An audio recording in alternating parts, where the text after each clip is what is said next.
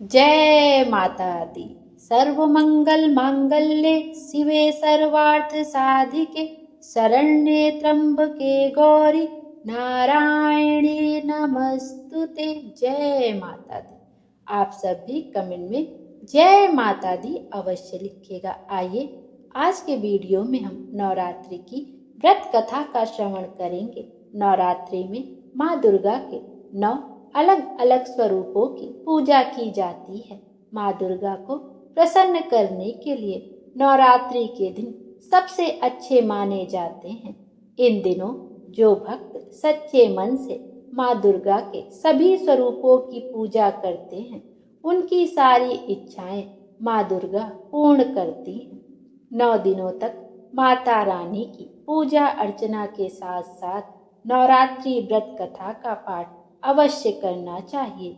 श्री दुर्गा नवरात्रि व्रत कथा का पाठ करने से सभी 9 देवियों की कृपा प्राप्त होती है और हमारे जीवन में खुशियों का आगमन होता है। आइए अब सच्चे दिल से और पूरे भाव के साथ माता रानी की इस नवरात्रि व्रत कथा का श्रवण करते हैं।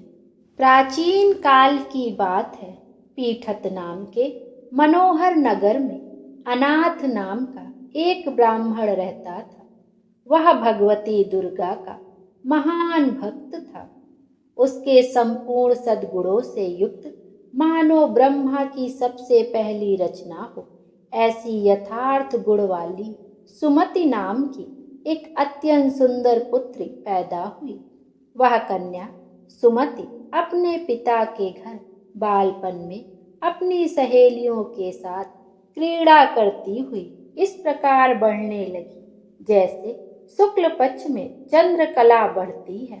उसके पिता प्रतिदिन जब दुर्गा जी की पूजा और होम किया करते थे, उस समय वह भी नियम से वहां उपस्थित होती थी। एक दिन वह सुमति अपनी सखियों के साथ खेलने गई और भगवती के पूजन में उपस्थित नहीं हुई। उसके पिता को पुत्री की ऐसी असावधानी देखकर बहुत क्रोध आया और पुत्री से कहने लगे कि हे दुष्ट पुत्री, आज प्रमादवश तूने भगवती दुर्गा का पूजन नहीं किया। इस कारण मैं किसी कुष्टी और दरिद्री के साथ तेरा विवाह करूंगा। इस प्रकार कुपित पिता का वचन सुनकर सुमति को बड़ा दुख हुआ। वह पिता से कहने लगी कि हे पिताजी, मैं आपकी कन्या हूँ। मैं सब तरह से आपके अधीन हूँ। जैसी आपकी इच्छा हो वैसा ही करें। कुष्ठी अथवा दरिद्री किसी के साथ जैसी आपकी इच्छा हो आप मेरा विवाह कर सकते हैं, पर होगा वही जो मेरे भाग्य में लिखा है। मनुष्य ना जाने कितने मनोरथों का चिंतन करता है, परंतु होता वही है जो भाग्य में विधाता ने लिखा है। जो मनुष्य जैसा कार्य करता है उसको फल भी उसी कर्म के अनुसार मिलता है, क्योंकि कर्म करना मनुष्य के अधीन है पर उसका फल दैव के अधीन है। जैसे अग्नि में तृण आदि पड़ने पर वह उसको अधिक प्रदीप्त कर देते हैं, उसी तरह अपनी कन्या के ऐसे निर्भयता से कहे हुए वचन सुनकर उस ब्राह्मण को अधिक क्रोध आया। तब उसने अपनी कन्या का कुष्टी के साथ विवाह कर दिया और अत्यंत क्रुद्ध होकर कहने लगा कि जाओ जाओ, जल्दी जाओ और अपने कर्म का फल भोगो। देखे केवल भाग्य के भरोसे रहकर क्या करती है। इस प्रकार से कहे हुए पिता के कटु वचनों को सुनकर वह मन में विचार करने लगी कि अहो, मेरा बड़ा दुर्भाग्य है जिससे मुझे ऐसे पिता मिले। इस तरह अपने दुख का विचार करती हुई वह सुमति अपने पति के साथ वन में गई और भयावश ने कुशकंटक युक्त उस स्थान पर उन्होंने वह रात बड़े कष्ट से व्यतीत की। उस गरीब बालिका की ऐसी दशा देखकर भगवती दुर्गा पूर्व जन्म के पुण्य के प्रभाव से प्रकट होकर सुमति से कहने लगी, हे दीन ब्राह्मणी, मैं तुझ पर प्रसन्न हूँ। तुम जो चाहो वरदान मांग सकती हो। मैं प्रसन्न होकर वांछित फल को देने वाली हूँ। इस प्रकार भगवती दुर्गा का वचन सुनकर ब्राह्मणी कहने लगी, आप कौन हैं जो मुझ पर प्रसन्न हुई हैं? वह सब मुझसे कहिए और अपने कृपा कटाक्ष से मुझ दीन दासी को कृतार्थ करिए। ऐसा ब्राह्मणी का वचन सुनकर देवी कहने लगी कि मैं आदि शक्ति हूँ और मैं ही ब्रह्म विद्या व सरस्वती हूँ। मैं प्रसन्न होने पर प्राणियों के दुख दूर कर उनको सुख प्रदान करती हूँ। हे ब्राह्मणी, मैं तुझ पर तेरे पूर्व जन्म के पुण्य के प्रभाव से प्रसन्न हूँ। मैं तुम्हारे पूर्व जन्म का वृतांत सुनाती हूँ। तुम पूर्व जन्म में निषाद भील की स्त्री थी और अति पतिव्रता थी। एक दिन तेरे पति निषाद ने चोरी की। चोरी करने के कारण तुम दोनों को सिपाहियों ने पकड़ लिया और ले जाकर कारागार में बंद कर दिया। उन लोगों ने तुझको और तेरे पति को भोजन भी नहीं दिया। इस प्रकार नवरात्रि के दिनों में तुमने ना तो कुछ खाया और ना ही जल पिया, इसलिए 9 दिनों तक नवरात्रि का व्रत हो गया। हे ब्राह्मणी, उन दिनों में व्रत हुआ। उस व्रत के प्रभाव से प्रसन्न होकर मैं तुम्हें मनोवांछित वर दे रही हूँ। तुम्हारी जो इच्छा हो सो मांगो। इस प्रकार दुर्गा जी के कहे हुए वचन को सुनकर ब्राह्मणी बोली कि यदि आप मुझ पर प्रसन्न हैं तो हे माता दुर्गे, मैं आपको प्रणाम करती हूँ। कृपा कर मेरे पति के कुष्ठ रोग को दूर करो। देवी कहने लगी, उन दिनों जो व्रत किया था उस व्रत के एक दिन का पुण्य अपने पति का कुष्ठ दूर करने के लिए मुझे अर्पण करो। उसके प्रभाव से तेरा पति कुष्ठ से रहित और सुवर्ण सदस्य कांति युक्त शरीर वाला हो जाएगा। ब्रह्मा जी बोले। इस प्रकार देवी के वचन सुनकर वह ब्राह्मणी बहुत प्रसन्न हुई और पति को निरोग करने की इच्छा से ठीक है ऐसा बोली। तब उसके पति का शरीर भगवती दुर्गा की कृपा से कुष्ठ रहित होकर अति कांति युक्त हो गया, जिसकी कांति के सामने चंद्रमा की कांति भी क्षीण हो जाती थी। वह ब्राह्मणी पति की मनोहर देह को देखकर देवी को अति पराक्रम वाली समझकर स्तुति करने लगी कि हे दुर्गे, आप दुर्गति को दूर करने वाली, रोगी मनुष्य को निरोग करने वाली, प्रसन्न होने पर वांछित वस्तु को देने वाली व दुष्ट मनुष्यों का नाश करने वाली हो। आप ही सारे जगत की माता और पिता हो। हे अम्बे, मुझ अपराध रहित अबला को मेरे पिता ने कुष्ठी मनुष्य के साथ विवाह कर मुझे घर से निकाल दिया। उनके द्वारा निकाली हुई मैं पृथ्वी पर आरक्षित घूम रही। आपने मेरा इस आपत्ति रूपी समुद्र से उद्धार किया है।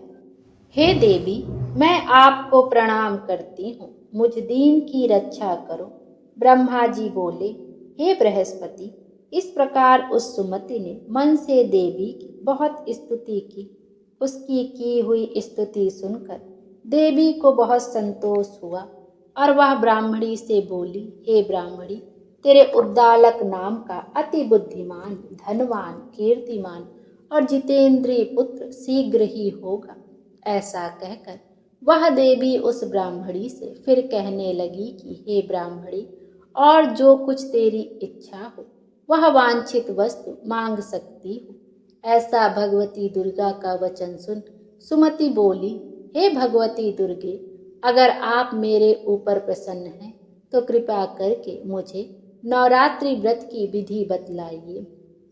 हे दयामयी, जिस विधि से नवरात्रि व्रत करने से आप प्रसन्न होती हैं उस विधि एवं उसके फल को मेरे लिए विस्तार से वर्णन करिए। इस प्रकार ब्राह्मणी के कहे हुए वचन सुनकर भगवती दुर्गा बोली, हे ब्राह्मणी, मैं तुम्हें संपूर्ण पापों को दूर करने वाली नवरात्रि व्रत विधि को बतलाती हूँ, जिसको सुनने मात्र से अनेक पापों से छूटकर मोक्ष की प्राप्ति हो जाती है। चैत्र मास अथवा अश्विन मास के शुक्ल पक्ष की प्रतिपदा से 9 दिन तक विधि पूर्वक व्रत करो। यदि दिन भर का व्रत ना कर सको तो एक समय भोजन करो। किसी विद्वान ब्राह्मण से पूछकर घट स्थापना करो और वाटिका बनाकर उसको प्रतिदिन जल से सींचो। महाकाली, महालक्ष्मी और महासरस्वती इनकी मूर्तियां बनाकर उनकी नित्य विधि सहित पूजा करो और पुष्पों से विधि पूर्वक अर्घ दो। बिजोरा के फल से अर्घ देने से रूप की प्राप्ति होती है। जायफल से कीर्ति और दाख से कार्य की सिद्धि होती है। आंवले से सुख व केले से भूषण की प्राप्ति होती है। इस प्रकार फलों से अर्घ देकर यथा विधि हवन करो। खांड, घी, गेहूं, शहद, खीर, जौ, तिल, बिलव, नारियल, दाख और कदम इनका हवन करो। गेहूं द्वारा होम करने से लक्ष्मी की प्राप्ति होती है। खीर से मोक्ष, चंपा के पुष्पों से धन व पत्तों से तेज और सुख की प्राप्ति होती है। आंवले से कीर्ति व केले से पुत्र हो, कमल से राज सम्मान और दाखों से सुख संपत्ति की प्राप्ति होती है। खांड, घी, नारियल, शहद, जौ और तिल इनसे तथा फलों से होम करने से वांछित वस्तु प्राप्त होती है। व्रत करने वाला मनुष्य इस विधान से होम कर आचार्य को अत्यंत नम्रता के साथ प्रणाम करे और यज्ञ की सिद्धि के लिए उसे दक्षिणा दे। इस महाव्रत को पहले बताई हुई विधि के अनुसार जो कोई करता है उसके सब मनोरथ सिद्ध हो जाते हैं। इसमें तनिक भी संशय नहीं है। इन 9 दिनों में जो कुछ दान आदि दिया जाता है उसका करोड़ों गुना फल मिलता है। हे ब्राह्मणी, इस संपूर्ण कामनाओं को पूर्ण करने वाले उत्तम व्रत को तीर्थ, मंदिर अथवा घर में ही विधि के अनुसार करो। ब्रह्मा जी बोले, हे बृहस्पति, इस प्रकार ब्राह्मणी को व्रत की विधि और फल बतलाकर भगवती दुर्गा अंतर ध्यान हो गई। जो पुरुष या स्त्री इस व्रत को भक्ति पूर्वक करता है वह इस लोक में सुख पाकर अंत में दुर्लभ मोक्ष को प्राप्त होता है। हे बृहस्पति, इस दुर्लभ व्रत का महत्व मैंने तुम्हारे लिए बतलाया है। ब्रह्मा जी के ऐसे वचन सुनकर बृहस्पति जी आनंद के कारण रोमांचित हो गए और ब्रह्मा जी से कहने लगे कि हे ब्राह्मण, आपने मुझ पर अति कृपा की जो अमृत के समान इस नवरात्रि व्रत का महात्म्य सुनाया। हे प्रभु, आपके बिना कौन इस महात्म्य को सुना सकता है। तुमने सब प्राणियों का हित करने वाले इस अलौकिक व्रत को पूछा, इसलिए तुम धन्य हो। यह भगवती महाशक्ति संपूर्ण लोकों का पालन करती है। इस महादेवी के प्रभाव को कौन जान सकता है। बोलिए माता रानी की जय। माता रानी हम सब की मनोकामना पूर्ण करे और हमारे जीवन को खुशियों से भर दे। Thank you.